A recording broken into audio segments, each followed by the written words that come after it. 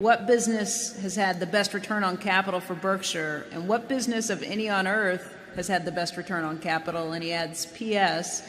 I would have come by rail, but there are no seats in the green rail cars. There's two ways of looking at it. If you talk about the capital necessary to run the business as opposed to what we might have paid for the business. I mean, if we buy a wonderful business, you could run the Coca-Cola company, assuming you had the bottling systems ever. You could run it with no capital. Now, if you buy it for $100 billion, I mean, you can look at that as your capital, or you can look at the basic capital. When we look at what's a good business, we're defining it in terms of the capital actually needed in the business. Whether it's a good investment for us depends on how much we pay for that in the end. There are a number of businesses that operate on negative capital. Carol's with Fortune magazine. You know, any of the great magazines and operate with negative capital. I mean, the subscribers pay in advance. There are no fixed assets to speak of, and the receivables are not that much. The inventory is nothing. So a magazine business, my guess is that People magazine operates, or Sports Illustrated operate with negative capital, and particularly People makes a lot of money. So there are certain businesses. Well, we had a company called Blue Chip Stamps that where we got the float ahead of time and operated with really substantial negative capital.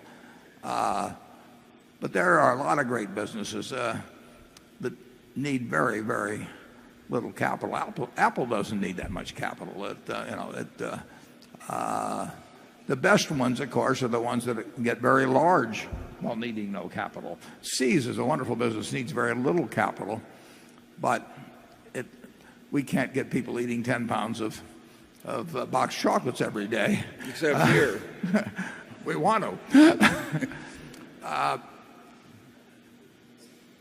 Generally, the great consumer businesses need relatively little capital.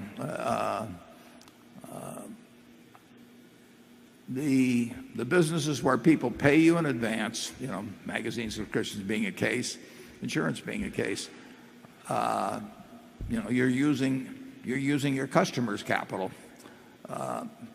and we like those kind of businesses, but of course so does the rest of the world, so they can become very competitive in buying them.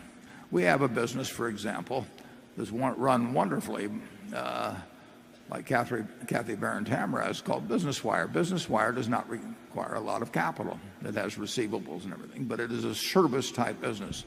And many of the service-type businesses and consumer-type businesses require little capital. And when they get to be successful, you know, they can really be something. Charlie? I've got nothing to add, but at any rate, the formula never changes.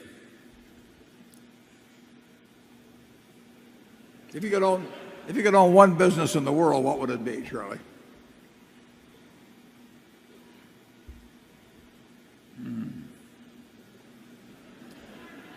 I hope I already own it myself. You know, you and I got in trouble by addressing such a subject many decades That's ago. right. And I don't think I'll come back to it. Okay. Number 13. You know, if you name some business that has incredible pricing power, you're talking about a business that's a monopoly or a near monopoly. Sure. And I don't think it's very smart for us to sit up here naming as our most admired business as something that other people regard as a monopoly. Okay.